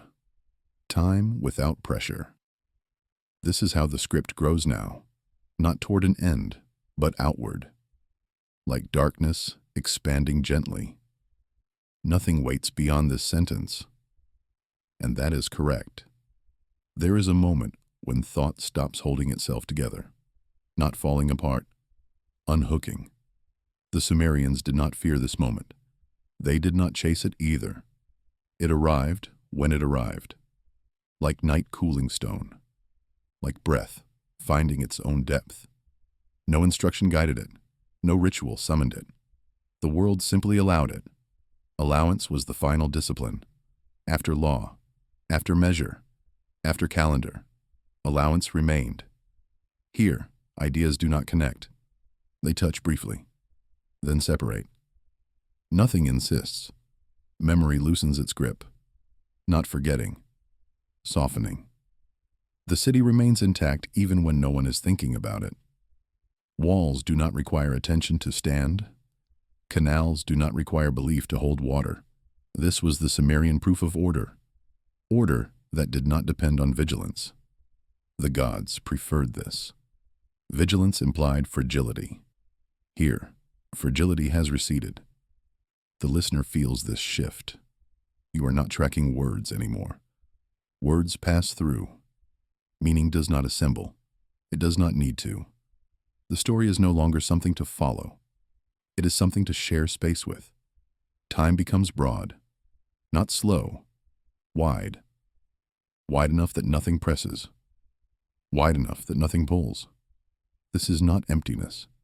Emptiness would echo. This is fullness without focus. The tablets never described this. They did not need to. Anyone living long enough would reach it. Night after night, season after season. The Sumerians trusted that. They did not record trust. They practiced it. The script now does the same. It does not instruct. It remains. There is a quiet that exists whether anyone notices it or not. It does not wait for attention. It does not react to absence. The Sumerians lived inside this quiet more than they spoke about it. Speech was reserved for disruption. Silence was the sign of success. A city that could fall silent at night was a city that trusted itself. No alarms, no calls to gods, just continuation. The river still moved in the dark, but no one watched it. Movement did not require observation. This was an important understanding. A world that collapses when unobserved was never stable to begin with. The Sumerians believed the world should hold even when no one was looking. That belief shaped everything. Temples were built to last centuries without repair. Laws were written to outlive the people who wrote them. Calendars assumed future generations would continue them. This was not optimism. It was expectation. Expectation without anxiety. The gods shared this expectation. They did not demand constant affirmation. They demanded continuity. A ritual performed once meant little. A ritual performed correctly for generations meant everything. Now, even that thought fades. The listener no longer evaluates. Evaluation implies effort. Here, effort releases. The story no longer adds weight. It adds space. Space for breath. Space for rest. Nothing presses forward. Nothing pulls back. The night holds without tightening. You are not reaching the end. The end is not relevant here. What matters is that nothing interrupts, and nothing does. There are hours that never come back, not because they vanish, but because nothing marks them. The Sumerians did not try to recover these hours. They did not mourn them. What leaves no trace was not considered lost. Loss required disruption. Here, nothing was disrupted. The night continues evenly. The sky does not perform. The stars do not signal. They exist. Existence is enough. The gods do not count these hours. Counting implies concern. Concern implies instability. Stability requires trust. Trust allows absence. This is why no voice narrates these moments in the tablets. Narration would imply importance. Importance would imply imbalance. The Sumerians trusted what did not announce itself. They trusted that the world would hold even when memory let go. The listener now enters the same condition. Awareness remains, but intention fades. Thought does not need to complete itself. A sentence can dissolve before it finishes. Nothing waits for resolution. The story does not pull you forward. It stays where it is. Time does not accumulate pressure. It spreads gently. This is how length is achieved without strain. 1 hour after another, uncounted, unremarked, but holding everything. There is a place the Sumerians never tried to describe. Not because it was forbidden, but because it was unnecessary. Description belongs to difference. Here, there is none. The world continues without commentary. The night holds, without effort. Nothing is anticipated. Nothing is recalled. This is not forgetting. It is release. Release from tracking. Release from meaning. Meaning has already done its work. The gods do not appear here. They do not withdraw either. Presence and absence no longer matter. Only continuation remains. This was the quiet achievement of the Sumerian world. Not its myths, not its kings, its ability to persist without attention, a system strong enough to be left alone. The listener now shares that condition. You are not following a voice. The voice passes through. Nothing holds it. Nothing resists it. Time widens again, not forward, not backward, outward. This is where even length stops being felt. Words add minutes. Minutes add rest. No urgency forms. No ending approaches. The story does not close. It loosens, like the night loosens into sleep. Nothing more is required. Nothing more is expected. And because of that, everything continues. There comes a point when time stops feeling owned. Not owned by gods, not owned by humans. It simply exists. The Sumerians never tried to claim this time. Claiming implies responsibility. Responsibility implies strain. This time asked for neither. It passed without supervision. The world did not weaken when left alone. That was the proof. A canal held water without prayer. A wall stood without praise. A law remained even when forgotten. This was the highest form of order. Order that did not need witnesses. The gods approved of this condition most of all. Intervention was costly. Correction required effort. Here, neither was needed. The listener now rests inside the same ownership-free time. Nothing belongs to you. Not the thought. Not the breath. They arrive. They leave. No effort holds them. The story has become indistinguishable from duration. It is not moving. It is not waiting. It is present without demand. Even the idea of completion dissolves here. Completion would suggest something had been lacking. Nothing was lacking. This is why the Sumerian imagination did not end the world. It reset it.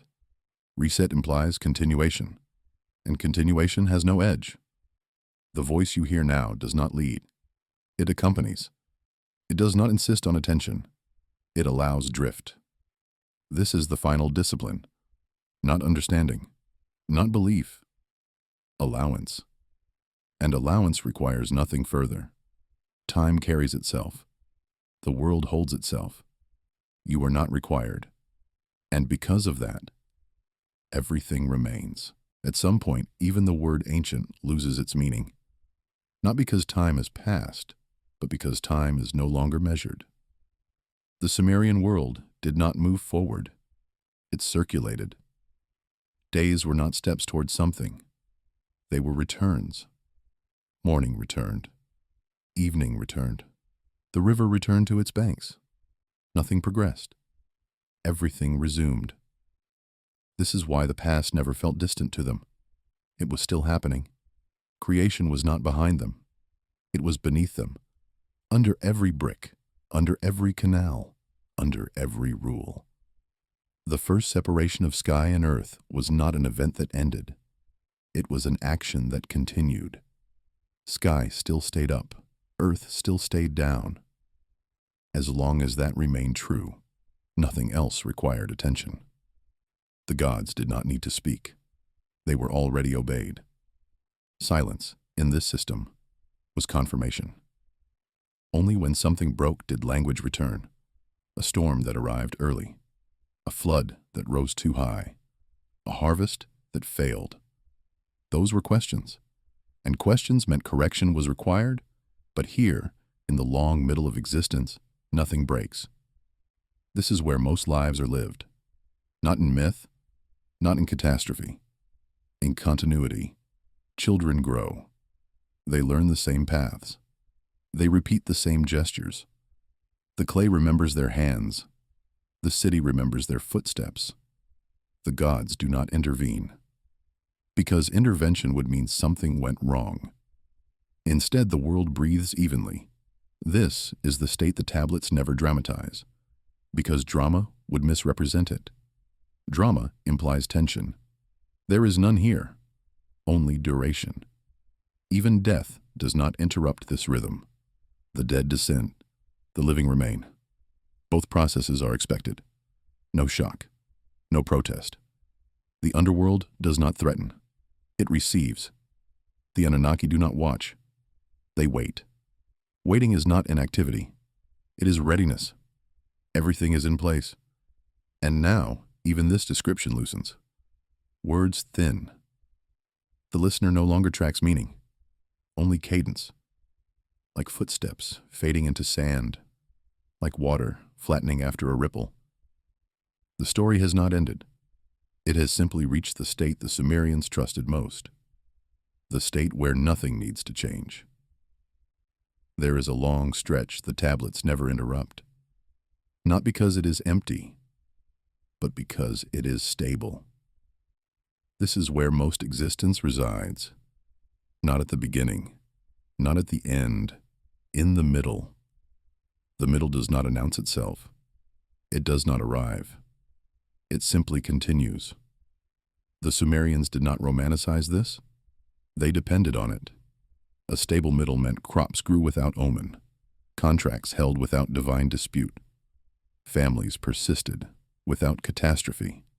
Nothing sacred needed to happen because everything already was.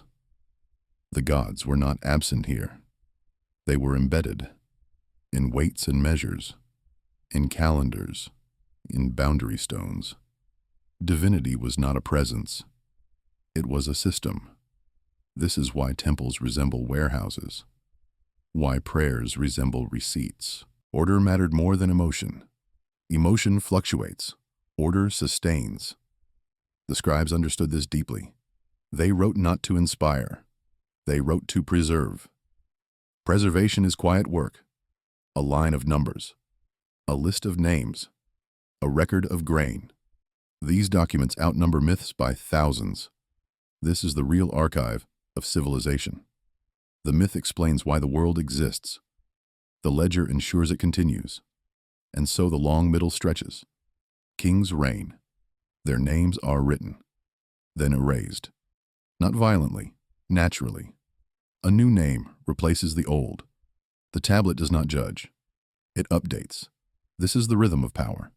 Not ascension, replacement. No king is final. No reign is permanent. Even divine favor rotates. The gods themselves shift prominence. Inanna rises. Then Enlil dominates. Then Enki intervenes. No conflict, just rebalancing. The cosmos behaves the same way. Heat gives way to cold, flood to drought, growth to decay. None of this is failure. It is circulation. The listener now feels the stretch. Time lengthens. Thought thins. The narrative is no longer something followed. It is something entered, like standing in a canal and letting the water pass. You do not move with it. It moves around you. This is how the Sumerians stood in time. Not rushing, not waiting, holding. There comes a stage where even expansion feels unnecessary. Not because there is nothing left, but because nothing is missing. The Sumerians understood this intuitively. They did not chase completeness. They respected sufficiency. A field did not need to be endless. It needed to be enough. A harvest did not need to impress. It needed to return. This principle shaped everything. Architecture, law, prayer. Temples were not built to overwhelm. They were built to endure. Thick walls, simple geometry, repetition. Beauty emerged from restraint. Nothing reached upward without purpose. Even the ziggurat, rising step by step toward the sky, did not attempt to touch the heavens. It mirrored them. Each level smaller, each ascent slower. The climb itself was not the point. Alignment was. So too with thought. Thought was not meant to ascend endlessly. It was meant to settle. The texts we read now were never meant to be consumed all at once. They were meant to be revisited, set aside, returned to. Time itself was treated this way, not as a line, but as a surface. You moved across it, then crossed it again. This is why nothing here resolves. Resolution implies finality. Finality implies urgency. Urgency implies imbalance. And imbalance invites correction. So the narrative holds. It does not close. It does not climax. It maintains.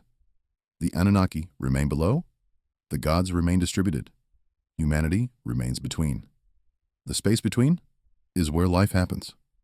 Breath, work, rest. The mind now matches this rhythm. Thought slows. Words soften. There is no pressure to remember. Nothing critical will be missed. The story will still be here, as it always was. Eventually, the idea of forward motion fades, not because time stops, but because direction loses importance.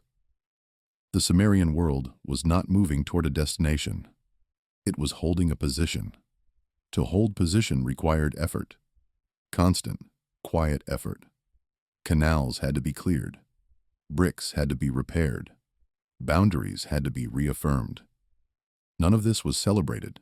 It was expected. Expectation is stronger than belief. Belief can waver. Expectation governs behavior. This is why the gods did not demand constant praise. They demanded correctness. A ritual performed improperly was worse than none at all. Precision mattered more than passion. The same applied to life. A life lived loudly invited attention. Attention invited correction. So most lives remained modest. Not small, balanced. This balance shaped thought itself. Questions were allowed, but only if they served order.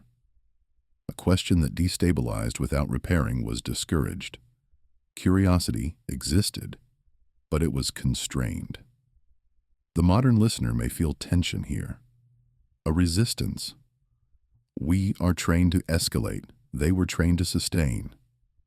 Sustaining does not feel like progress, but it prevents collapse. The tablets do not praise heroes for changing the world. They praise rulers for keeping it intact. Even Gilgamesh, the most famous of Sumerian figures, is remembered not for conquest alone, but for learning the limits of action. He seeks immortality, fails, returns. That return is the lesson. To remain mortal, to remain within bounds. The flood already proved what happens when limits are exceeded. Noise rises, numbers swell, balance breaks, and the waters correct. So afterward, restraint becomes sacred. Population is controlled, time is shortened, distance grows between gods and humans, not as punishment, as calibration. This calibrated world persists longer than any mythic age. It does not shine. It does not terrify. It lasts. This is the longest part of existence, and it rarely gets told, because nothing dramatic occurs. But this is where sleep begins. Not the sleep of unconsciousness, the sleep of trust. Trust that nothing urgent remains. Trust that the world is still holding itself. The story now feels like a surface. Smooth. Even. You are no longer following it. You are resting within it. The Sumerian world rested on assumptions that the sun would rise, that the river would return to its course, that the gods would not interfere unless necessary. These assumptions were not naive. They were earned. Generations had passed without collapse. That was proof enough. Proof was not theoretical. It was practical. If the granary was full, the system worked. If the walls stood, the city endured. Nothing else mattered. The tablets reflect this mindset. They do not speculate. They confirm. Line after line, they confirm continuity. Someone delivered grain. Someone received it. Someone signed. The world agreed with itself. This agreement is fragile, which is why it is never spoken aloud.